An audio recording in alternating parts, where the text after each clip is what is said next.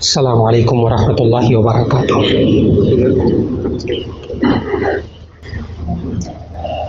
نحمده ونصلي على رسوله الكريم، اما بعد فاعوذ باللہ من الشیطان الرجیم، بسم اللہ الرحمن الرحیم۔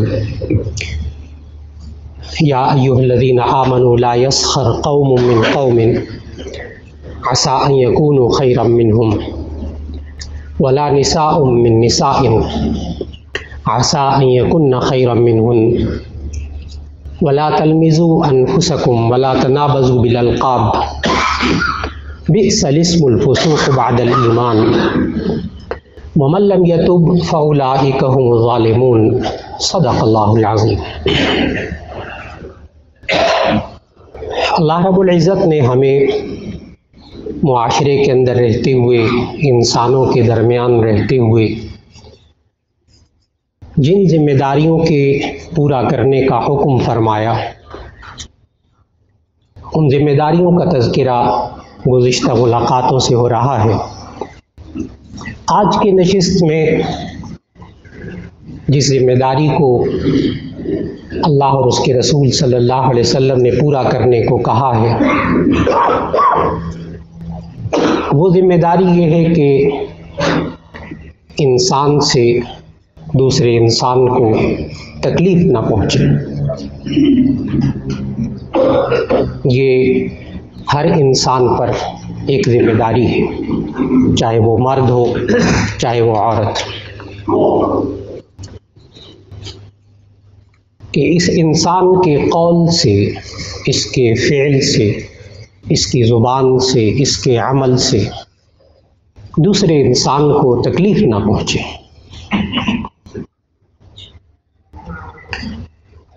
آج کی نشست میں خاص طور پر ظاہر ہے سب باتیں سب کو سمجھ میں، کوئی نئی بات نہیں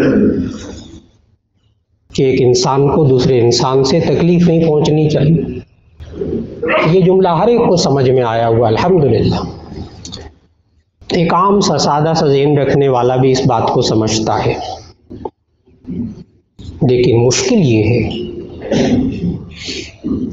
کہ ہمارے معاشرے کے اندر پڑھے لکھے لوگ، قابل لوگ، پڑھے لکھے نوجوان بچے اور بچیاں،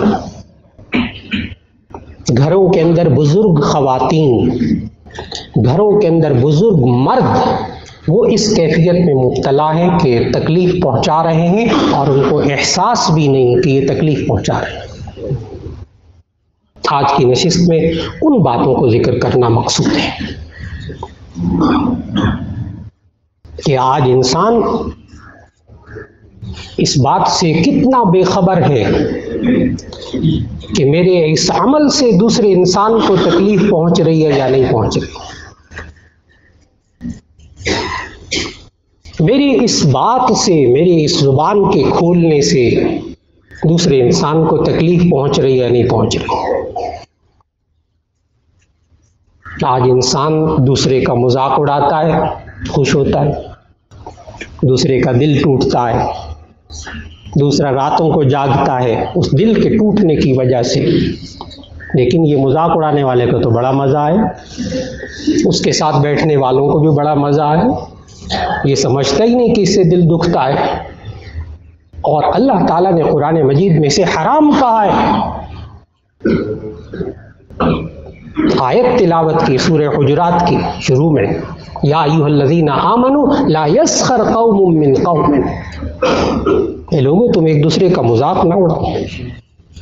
کوئی موٹا ہے تو اس کے موٹاپے کا مذاق اڑ رہا ہے، کوئی پتلا ہے تو اس کے پتلے پن کا مذاق اڑ رہا ہے، کوئی کسی طرح بول رہا ہے تو اس کے بولنے کا مذاق اڑ رہا ہے، کوئی کسی طرح چلتا ہے تو اس کے چلنے کا مذاق اڑ رہا ہے، دوسرے کو تکلیف ہو رہی ہے، اسے مزہ آ رہا ہے۔ پڑھے لکھے انسان کو مذاق اڑا کر دیکھیے کہ مذاق کرنا، مزاح کرنا، خوش طبعی پیدا کرنا،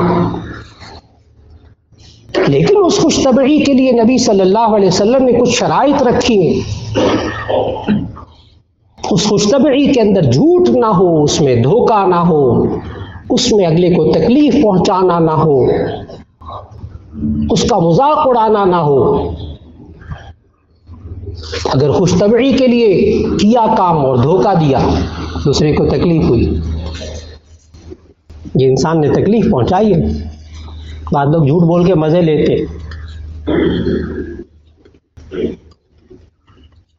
اور سب کچھ کر لیتے ہیں، سب کچھ کہہ دیتے ہیں، اگلا بیچارہ جب بڑا پریشان ہوتا ہے، اور میں تو مذاق کر رہا تھا، چلو مٹی ڈالو اس کی، یعنی وہ آدھے پونے گھنٹے سے جو کچھ کر رہا تھا مذاق کر رہا تھا، میں تو مذاق کر رہا تھا، اللہ کے بندے دوسرے بندے کا دل ٹوٹ گیا، اس کا بی پی ہائی ہو گیا،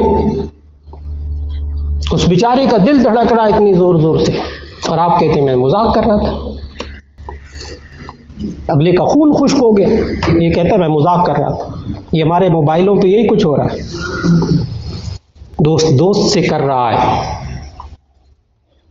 بھائی بھائی سے کر رہا ہے، بہن بہن سے کر رہی ہے،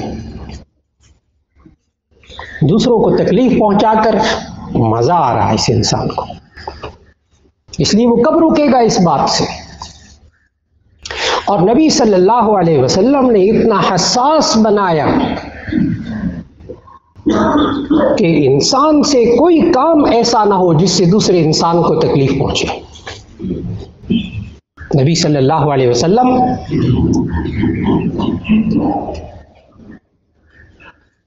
لہسن اور پیاز نہیں کھاتے تھے، لہسن اور پیاز نہیں کھاتے تھے۔ اگر کسی سالن میں پکا ہوا بھی ہوتا تھا نا لہسن پیاز، نبی صلی اللہ علیہ وسلم وہ سالن نہیں کھاتے تھے۔ ایک دفعہ حضرت ابو ایوب انصاری رضی اللہ تعالیٰ عنہ کے ہاں جب نبی صلی اللہ علیہ وسلم ٹھہرے ہیں تو کھانا نبی صلی اللہ علیہ وسلم کے لیے گیا، اور جب بچا ہوا کھانا واپس آیا سارا کا سارا واپس۔ صحابہ ستہ کی حدیث، نبی صلی اللہ علیہ وسلم سے پوچھا صحابہ نے، یا رسول اللہ آپ نے کھانا نہیں کھایا؟ نبی صلی اللہ علیہ وسلم فرمایا اس میں کچھ سبزیاں ایسی تھیں جس کی وجہ سے میں نے نہیں کھایا۔ حدیث میں موجود کہ لہسن اور پیاز اس میں تھا۔ صحابہ نے پوچھا بھی کہ یا رسول اللہ صلی اللہ علیہ وسلم کیا یہ حرام ہے لہسن پیاز؟ نبی صلی اللہ علیہ وسلم نے فرمایا نہیں، حرام نہیں ہے، آپ لوگ کھا لو۔ فَإِنِّي أُنَاجِي مَن لَا تُنَاجِي، میں اس سے سرگوشی کرتا ہوں جس سے تم سرگوشی نہیں کرتے، یعنی میرے پاس جبرائیل علیہ السلام وحی لے کر آتے ہیں، ان کو یہ بو ناپسند ہے، تکلیف پہنچے گی، اس لیے میں لہسن پیاز نہیں کھاتا۔ جو بندہ اتنا حساس ہو جائے وہ اپنے عمل سے کسی کو تکلیف پہنچائے گا؟ وہ عام زندگی میں اس کا مزاج ہوگا کہ وہ تکلیف پہنچائے۔ کاش آج گھروں کے اندر بیوی یوں کہنے لگے کہ میرا شوہر ایسا ہے، اس کا مزاج ہی نہیں ہے تکلیف پہنچانا۔ کاش کہ شوہر یہ کہے کہ میری بیوی ایسی ہے کہ اس کا مزاج ہی نہیں ہے کہ تکلیف پہنچائے، مجھے دکھ پہنچائے۔ کاش کہ آج ساس ایسی بن جائے کہ جو کہے کہ میری بہو ایسی ہے، مجھے تکلیف نہیں پہنچاتی کبھی۔ کاش بہو کی زبان سے نکلنے لگے یہ میری ساس جو ہے یہ ایسی ہے، الحمدللہ مجھے تکلیف نہیں پہنچاتی، نہ باتوں سے، نہ ٹچکے لگا کر، نہ تانے دے کر، نہ باتیں بنا کر، نہ عیب نکال کر۔ آج معاشرے کے اندر لوگ عیب نکالتے ہیں دوسروں کے عیبوں کے پیچھے پڑے رہتے ہیں، مزہ آتا ہے، اگلے کو تکلیف ہوتی ہے، کریدتے ہیں اس کی باتوں کو۔ یہ کریدنے والے، ٹوہ میں رہنے والے، یہ بھی دوسروں کو تکلیف پہنچاتے ہیں۔ بعض لوگوں کا مزاج ہوتا ہے بظاہر نیک ہے، نماز بھی پڑھتے ہیں، روزے بھی، بڑا تسبیح بھی ہاتھ میں، لیکن ہر ایک کے معاملے میں کریدنا، ہر ایک کے اندر کی باتیں معلوم کرنے کی کوشش کرنا، اگلا جزبز ہو رہا، اگلا تکلیف میں مبتلا ہے، کیوں میرے اندرونی گھریلو معاملات میں میرے کیوں پڑ رہا ہے؟ کاش کہ انسان اتنا حساس ہو جائے۔ اور اللہ تعالیٰ نے قرآن مجید میں اس کام سے منع کیا ہے، دوسروں کے معاملات میں ٹوہ میں لگے رہنا، اس کے گھر کے حالات، اس بیوی کے حالات، بچوں کے حالات، فلاں کے حالات، اس کے کاروبار کی راز، کاروبار کے اندرونی باتیں۔ اللہ تعالیٰ نے کیا کہا قرآن مجید کی اس آیت میں جو تلاوت کی، لا تجسسوا، لا تجسسو، تم ایک دوسرے کی ٹوہ میں مت رہو، جاسوسی مت کرو، اس سے دوسرے کو تکلیف ہوتی ہے۔ اب بیمار ہوئے تو بیماری کی ساری تفصیلات پوچھیں گے، عیادت کرنے آئے نا، اللہ کے بندے کوئی دعا دے دو، نہیں، وہ ساری تکلیف پوچھیں گے اچھی طرح۔ اب کئی باتیں چھپانے والی ہوتی ہیں، مجھے رپورٹیں کیسی آئیں، مجھے رپورٹیں دکھا، اب اللہ کے بندے آپ ڈاکٹر نہیں ہیں، آپ مت رپورٹیں دیکھیں، اس کی خفیہ فائل ہوتی ہے، پتہ نہیں اس کی بلڈ میں کیا کیا چیزیں وہ چھپانا چاہتا ہے آپ سے۔ میں بتا رہا ہوں کہ یہ وہ چیزیں ہیں جس کو آج معاشرے میں یہ نہیں دیکھا جاتا کہ اس سے دوسرے انسان کو تکلیف پہنچی، دوسرے کے کاغذات، دوسرے کی فائلیں، دوسرے کے موبائل ہاتھ آ گیا تو بس اس کے اندر سے تلاش کر رہے کیا کیا چیزیں۔ جی یہ امانت ہے، اس کو تکلیف ہوگی اس انسان کو اگر آپ اس کے موبائل کے اندر کیا کیا میسج آئے آپ ڈھونڈ رہے ہیں، تلاش کر رہے ہیں، ظاہر ہے اس کا کیا مقصد ہوتا ہے، دوسرے انسان کو تکلیف ہوگی۔ میں عرض کر رہا ہوں کہ آج معاشرے کے وہ کام کہ جس سے لوگ سمجھتے ہی نہیں کہ اس کو دوسرے کو تکلیف ہوگی، اس سے بچنا ہے۔ میں نے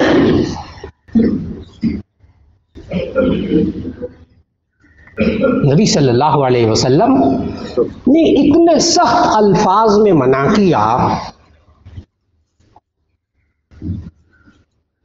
کہ حدیث میں یہ الفاظ ہیں، دیکھیے نبی صلی اللہ علیہ وسلم کسی کو تکلیف نہیں پہنچانا چاہتے، لیکن کوئی تکلیف پہنچائے نا تو اس کے لیے نبی صلی اللہ علیہ وسلم نرمی بھی اختیار نہیں فرماتے تھے۔ فرمایا کہ اگر کوئی کسی کے گھر میں سوراخ ہو، دیوار میں، دروازے میں، اور یہ انسان آنکھ لگا کر اس میں جھانک رہا ہو اندر گھر کے، تو جی چاہتا ہے کہ اس کی آنکھ پھوڑ دوں۔ حدیث کا ترجمہ عرض کر رہا ہوں، نبی صلی اللہ علیہ وسلم کسی کو تکلیف نہیں پہنچانا چاہتے، کبھی سوچا بھی نہیں کسی کو تکلیف پہنچانے کا، لیکن جو بندہ دوسرے کو تکلیف پہنچا رہا ہے اس کی آنکھ پھوڑ دو۔ اتنے سخت الفاظ نبی صلی اللہ علیہ وسلم نے ہر اس کام سے منع کیا جس سے دوسرے انسان کو تکلیف پہنچتی ہو۔ یہاں تک کہ نبی صلی اللہ علیہ وسلم نے سمجھایا، جس سے ہمیں سمجھنا ہوگا کہ ہم معاشرے کے اندر کس کس طرح اپنے عمل سے دوسرے انسان کو تکلیف پہنچا رہے ہوتے اور احساس نہیں ہوتا۔ نبی صلی اللہ علیہ وسلم نے فرمایا کہ کسی درخت کے نیچے پیشاب گندگی مت کرو، اس لیے کہ اس میں سایہ حاصل کرنے والوں کو تکلیف ہوگی۔ جو بیچارہ درخت کے نیچے آ کے بیٹھنا چاہتا ہے، آرام کرنا چاہتا ہے، وہاں گندگی ہوگی تو تکلیف ہوگی۔ حدیث کے الفاظ کا ترجمہ عرض کر رہا ہوں، درخت کے نیچے گندگی مت کرو، اور سمجھایا کالا بکرا صدقے کرنے کو نہیں کہا نبی صلی اللہ علیہ وسلم نے۔ نبی صلی اللہ علیہ وسلم نے کیا صدقہ سکھایا؟ اماطۃ الاذی عن الطریق صدقۃ، راستے سے تکلیف دہ چیز کو ہٹا دے، یہ بھی صدقہ ہے۔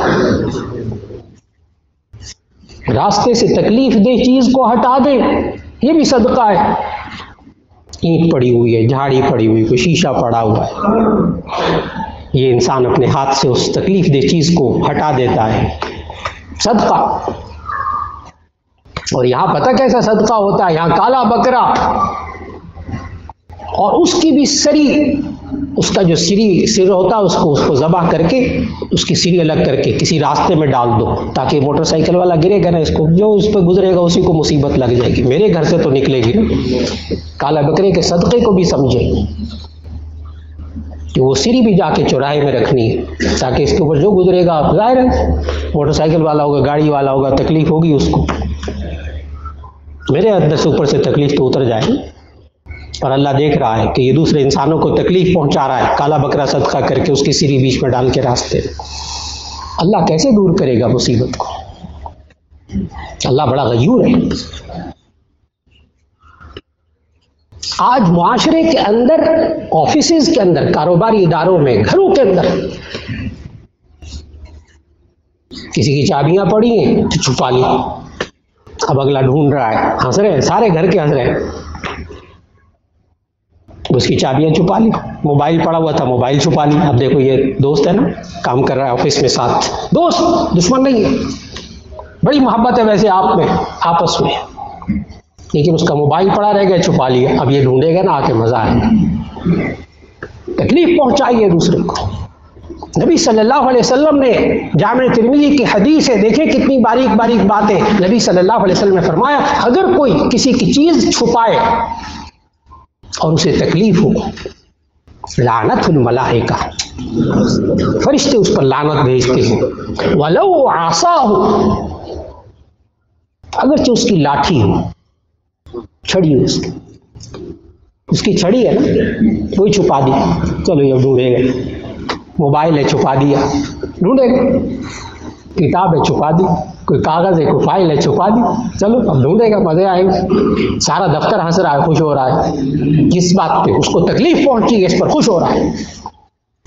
یہ ایسا انسان ہے، اسے تکلیف پہنچا کے مزہ آتا ہے.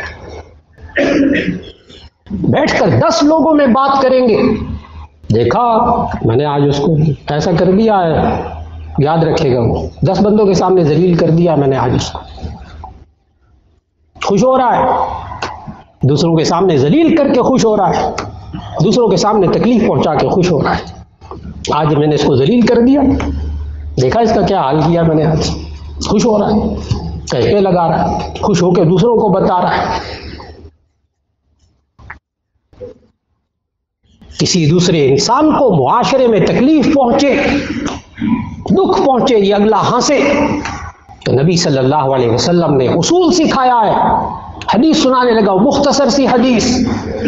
اگر انسان کے ذہن میں اس وقت وہ حدیث ہونا جس وقت انسان دوسرے کو تکلیف پہنچا رہا ہو اور ساتھ ساتھ ہنس رہا ہو، اگر وہ حدیث ذہن میں ہو تو انسان کبھی ایسا نہ کرے. نبی صلی اللہ علیہ وسلم نے فرمایا من ضحک ضحک، حدیث مکمل ہو گئی. من ضحک ضحک، جو ہنستا ہے اس پر ہنسا جاتا ہے. کاش سمجھ میں آ جائے آج انسان کو یہ والی بات، جو دوسرے پر ہنستا ہے اس پر ہنسا جاتا ہے.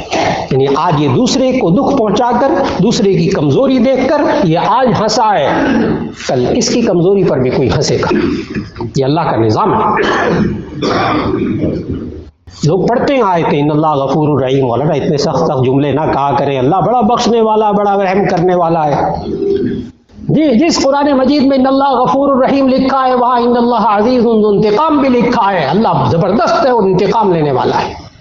اگر اللہ ویسے معاشرے میں چھوڑ دے ایسے لوگوں کو تو ایسے لوگ تو پھر تباہی پھیلائیں گے. اللہ نے بھی انتظام کر رکھا ہے. مکافات عمل، مکافات عمل. نبی صلی اللہ علیہ وسلم نے اتنا حساس بنایا. آج معاشرے میں نا گھر میں بیٹھے ہوتے، ایک بھائی دوسرے بھائی کی طرف ویسے ہی کھانا کھانے بیٹھے، میز پر بیٹھے، چھری کانٹے ہوتے کھانے کے لیے،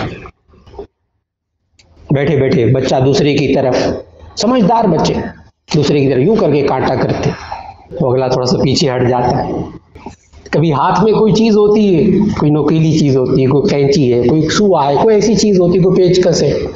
ہمارے معاشرے میں رواج ہے ویسے یوں کر کے وہ اگلا پیچھے ہٹ جاتا. مارنا نہیں ہے، مارنا نہیں ہے، مارنا مقصود نہیں ہے، مزے لینا مقصود ہے، مزے لینا مقصود ہے. یوں کر کے پیچکس کرو تاکہ وہ اگلا ڈر کے نا پیچھے ہٹ جائے. اور نبی صلی اللہ علیہ وسلم نے جامع ترمذی کی حدیث سنانے لگا.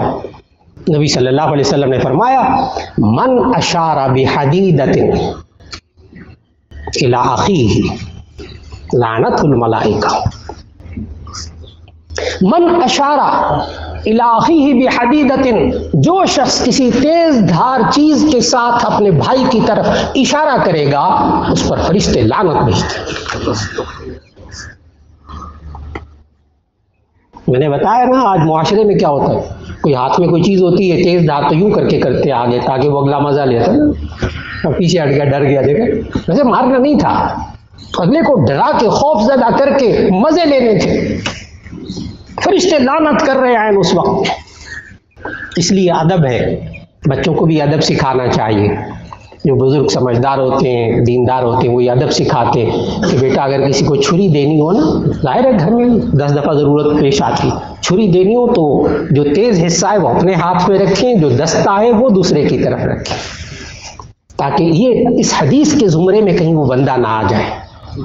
اگر دستہ آپ نے اپنے ہاتھ میں رکھا اور تیز دھار چیز دوسرے کی طرف گئی، یوں کر کے دی، تو کہیں یہ اشارے میں شامل نہ ہو جائے، اشارے میں شامل نہ ہو جائے. کینچی دینی آپ نے دوسرے کو، نوک دار چیز اپنے ہاتھ میں پکڑیے، دوسرا رخ دوسرے کی طرف کر دیجیے، تاکہ اس حدیث کے اندر وہ فرشتوں کی لعنت کے زمرے میں نہ آ جائے. اشارہ نہیں کرنا کہ کسی اشارے سے دوسرے کو تکلیف ہو جائے، مارنا مقصود نہیں ہے. تو جس معاشرے میں نبی صلی اللہ علیہ وسلم نے اشارہ کر کے تکلیف دینے سے روکا ہو، وہ معاشرہ عمل سے کسی کو تکلیف پہنچائے گا؟ واقعی کسی کو تکلیف پہنچائے گا؟ تھوڑی دیر کے لیے مال کو ادھر ادھر کر دینا، چیز کو ادھر ادھر کر دینا اور اس سے مزے لینا، اس سے جب روکا ہو تو کوئی انسان مال کھا لے گا دوسرے کا، جس معاشرے میں اتنا حساس بنایا گیا ہو. نبی صلی اللہ علیہ وسلم نے اتنا حساس بنایا کہ ایک حدیث میں ہے کہ اگر آپ گھر بناؤ، گھر تعمیر کرو، تو اس کا کچن، اس کا باورچی خانہ، مطبخ، اس کا کچن، اس کا باورچی خانہ اس طرح بناؤ کہ اس باورچی خانے کے دھوئیں سے ہمسائے کو تکلیف نہ ہو. ترجمہ عرض کر رہا ہوں اس حدیث کا. گھر بنائیں تو باورچی خانہ اس انداز سے بنائیں کہ اس کے دھوئیں سے ہمسائے کو تکلیف نہ ہو. اور اگر گرمیوں کا موسم آنے والا ہے، آ رہا ہے، گرمی آ رہی ہے، اب جنریٹر بھی چلانا ہے اور رکھنا وہاں ہے جہاں ہمسائے کے کمرے جو ہے نا وہ لرزے جنریٹر کے چلنے کی وجہ سے. میرے گھر میں بجلی ہونی چاہیے، اچھا روشنی ہونی چاہیے، پنکھا ہونا چاہیے، میرا اے سی چلنا چاہیے، اور اگلے کے ہاں جنریٹر اس کی دیوار کے ساتھ رکھنا ہے تاکہ ہلتا ہلے اس کا گھر، مجھے کیا ہے، میں نے تو جنریٹر چلانا. یہ انسان خود تو سو جائے گا لیکن اتنی دیر اس کو گناہ ہوتا رہے گا، دوسرے انسان کو یہ تکلیف پہنچا رہا. میں نے بتایا کہ دور جدید میں وہ چیزیں کہ جس سے انسان سمجھ نہیں رہا کہ اسے تکلیف ہو رہی. یہ مسجدوں کے سپیکر، یہ مسجدوں کے سپیکر، آج یہ اسپیکر لوگوں کے لیے تکلیف دہ ہو چکے ہیں. الحمدللہ، اللہ تعالیٰ جزائے خیر دے اس مسجد کے منتظمین کو اور اس کی کمیٹی کے تمام ارکان کو، اللہ جزائے خیر دے کہ انہوں نے یہاں ایسا ماحول رکھا ہے کہ میں بول رہا ہوں، اتنا اونچا اونچا بول رہا ہوں لیکن ہمسایوں میں آواز نہیں جا رہی. ایسا ساؤنڈ سسٹم ہے کہ بس یہاں جو بیٹھے ہیں وہ سن رہے ہیں، گھروں کے اندر آوازیں نہیں جائیں گی. وہ صرف اذان، اوپر جو اذان دی جائے گی صرف اس کی آواز، اس کا اسپیکر ہی انہوں نے الگ رکھا ہے بڑا خرچہ کر کے، اس کا اسپیکر الگ ہے، صرف اذان بس، باقی تقریر وقریر کوئی باہر نہیں جائے گی. آج صرف اسپیکر، جو مسجدوں کے اوپر اسپیکر لگے ہوئے ہیں، جب پلاننگ ہوتی ہے، بڑے بڑے آرکیٹیکٹ حضرات جب کالونیاں ڈیزائن کرتے ہیں، سوسائٹیاں ڈیزائن کرتے ہیں، تو آرکیٹیکچر حضرات سے ملاقات ہوتی ہے، وہ نقشوں میں کہیں مسجد نہیں دکھاتے، پارک دکھاتے ہیں، اسپتال دکھاتے ہیں، بازار دکھاتے ہیں، شاپنگ پلازا دکھائیں گے، کہتے ہیں مسجد نہیں دکھا سکتے. وجہ کیا ہے؟ مسلمان ریاست، مسلمان اسلامی جمہوریہ پاکستان، لیکن اس کے اندر کیوں نہیں دکھاتے؟ وہ کہتے ہیں کہ اگر ہم نے کہیں مسجد شو کر دی تو اس کے آس پاس کے پلاٹ جو ہے نا ان کی ڈی ویلیو ہو جائیں گے، ان کی قیمت گر جائے، کوئی نہیں خریدے گا. مسجد کے قریب کوئی گھر نہیں خریدنا چاہتا. ہے تو مسلمان لیکن کیا کریں، جس مسجد کے قریب گھر ہوگا اور اوپر سپیکر لگا ہوگا، یہ مولوی صاحب تو نہیں چھوڑیں گے، یہ تو تکلیف پہنچائیں گے. نہ کوئی بیمار رہ سکے گا، نہ کوئی پڑھنے والا رہ سکے گا، نہ آپ کسی وقت سو سکیں گے. مولانا صاحب کو تو جوش جب چڑھا تو انہوں نے تو پھر دین بیان کرنا ہے نا، دین بیان کرنا، چاہے اگلے کو تکلیف پہنچے، حق بات بیان کرنی ہے نا مولانا صاحب، دین پہنچانا ہے. اگلا مرتا ہے مر جائے، اگلے کو تکلیف ہوتی ہو، دین پہنچانا ہے. نبی صلی اللہ علیہ وسلم نے یہ چیزیں نہیں سکھائی. تو الحمدللہ ہمارے یہاں پہ اس مسجد میں پھر کہوں گا کہ یہ کمیٹی والوں کو اللہ جزائے خیر دے. اب تو اس مسجد کے ارد گرد کوئی گھر خالی نہیں، کرائے کا بھی خالی نہیں، اس لیے کہ لوگ کہتے ہیں یہ مسجد ایسی ہے کہ جس میں کوئی تکلیف نہیں ہوتی، بلکہ مسجد بہت قریب ہے. میں مسجد کے قریب گھر لینا چاہتا ہوں. وہ دور والے اس مسجد کے قریب آنا چاہتے ہیں، کیوں؟ تکلیف نہیں ہوتی نا. اس مسجد سے کوئی تکلیف نہیں. کاش کسی مسجد سے کوئی تکلیف نہ ہو. کاش انسان اپنی آواز سے تکلیف نہ پہنچائے. اور اس کے لیے ماحول بنانا پڑتا ہے، ماحول بنانا پڑتا ہے. اونچی آواز سے ڈیک نہ لگائی جائے، اونچی آواز سے ٹی وی نہ لگایا جائے. ویسے تو ٹی وی غلط ہے، صحیح وہ ایک الگ ہے. اونچی آواز سے گانے نہ لگائے جائیں. جب یہ کہا جائے تو کہیں یہ مطلب نہ لینے کا اچھا مولانا صاحب اس کا مطلب آہستہ آواز سے لگا لیے جائے. نہیں، بات سمجھنے کی بات ہے نا. اس لیے کہ بعض حضرات ایک دم وہ دوسری بات کو جلدی پک کرتے، کہتے مولانا نے کہا تو اونچی آواز سے گانے نہیں لگانے چاہیے، اس کا مطلب آہستہ سے لگانے چاہیے. جی نہیں، گانا سننا ایک الگ گناہ، اونچی آواز سے لگانا کہ ہمسایہ اس سے متاثر ہو، یہ ایک اور گناہ ہے. ایک اور گناہ ہے، تکلیف پہنچا رہا ہے. اور جو دہریہ ملک، کافر ملک، ان کی تعریفیں نہیں کرتا. وہاں کیا ہو رہا؟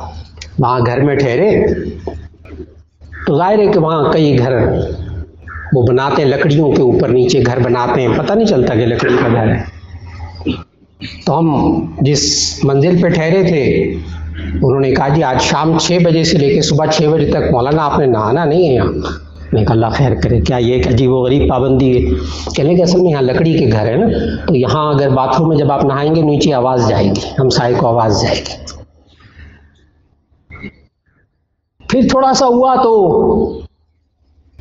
وہ گھر میں مہمان جو آئے ہوئے تھے انہوں نے کوئی تھوڑا سا جو تلاوت کی آواز اونچی ذرا لگا دی. انہوں نے پھر کہا یہاں آہستہ آہستہ، یہاں نہیں اونچی آواز نہیں، یہاں تلاوت اونچی آواز سے نہیں، آواز کو کنٹرول کریں. تو تھوڑی دیر میں بھی بڑا متاثر ہوا، جیسے باتیں سن کر لوگ بڑے متاثر ہوتے. دیکھا نا جی کیسے لوگ اچھے، کتنے لوگ اچھے، اونچی آواز ہی نہیں کرتے تاکہ دوسرے کو تکلیف نہ پہنچے.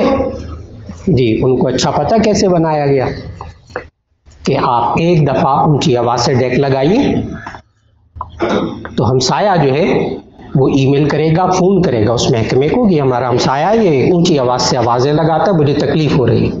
آپ کو ای میل آئے گا، نوٹس آئے گا، آپ اپنے گھر میں آوازیں اونچی نہ کریں. اور اگر 2-3 دفعہ میں آپ نے نہ روکا انشاءاللہ وہ آپ کو گھر خالی کرنا پڑے گا، آپ کو یہاں سے جانا پڑے گا. آپ نے ہمسائے کو تکلیف پہنچائی، آپ کو جانا پڑے گا، کوئی عذر نہیں.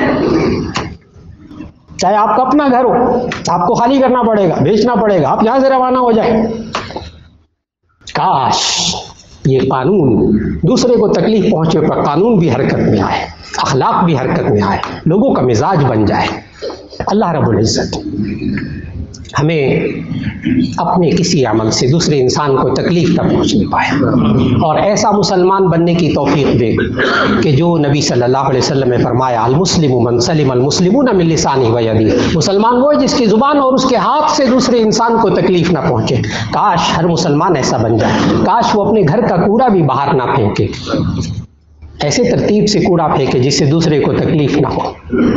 بعض بیویاں ہوتی ہیں وہ کہتی ہیں اللہ کے بندے یہ جو آپ نے عطر لگایا نا میرے سر میں درد ہو رہا ہے. اب یہ بندہ ہر روز عطر لگاتا ہے ایسا تیز قسم کا کہ وہ گھر کے اندر بس کمرے میں داخل ہوتا ہے تو بیوی باہر نکل جاتی ہے، وہ کہتی سوری میرے سر میں درد ہو رہا ہے. جی نبی صلی اللہ علیہ وسلم تو مولی اور پیاز نہیں کھاتے تھے اس وجہ سے کہ دوسرے کو تکلیف ہو، اس لیے خوشبو بھی ایسی لگائے جس سے دوسرے کو راحت پہنچے. کوئی ایسی خوشبو نہیں لگانی چاہیے کہ مجلس میں بندہ آئے تو اگلوں کو تکلیف پہنچے. اس لیے سگریٹ پینا جائز ہے ناجائز ہے وہ الگ مسئلہ ہے، لیکن ایک کمرے میں بیٹھے دوسرے انسان کو سگریٹ کے دھوئیں سے تکلیف ہو رہی ہے، گاڑی میں بیٹھے، کسی بس میں بیٹھے، کوچ میں بیٹھے، آج ہمسائے کا یہ حق ہے کہ ہمسائے کو تکلیف نہ پہنچے اس بندے کے سگریٹ پینے سے، کہ اس کے دھوئیں سے دوسرے انسان کو بو سے تکلیف ہو. اللہ رب العزت ہمیں حساس بنا دے، ہمیں کسی ایک انسان کو دوسرے انسان سے تکلیف نہ پہنچے. اللہ ایسا معاشرہ، ایسا گھر، ایسے باپ، ایسے ماں ایسے ساس سسر، ایسی بہویں، اللہ تعالیٰ گھر کا ماحول ایسا عطا فرمائے۔ وآخر دعوانا ان الحمد للہ۔